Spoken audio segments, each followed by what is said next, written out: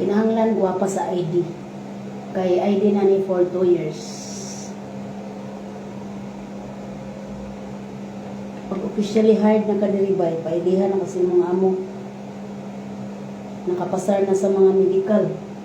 Nag-medical di ba nag-medical namin sa Pilipinas? Pasado na sa medical. Fit to work na. Mag-medical gyapon diribay, nag-abot.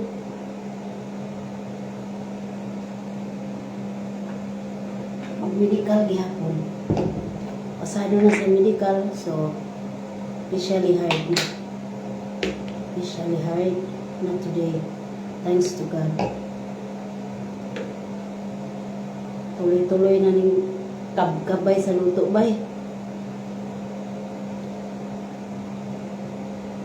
Di bali one day, pakit punta mo sa akong mga putahe.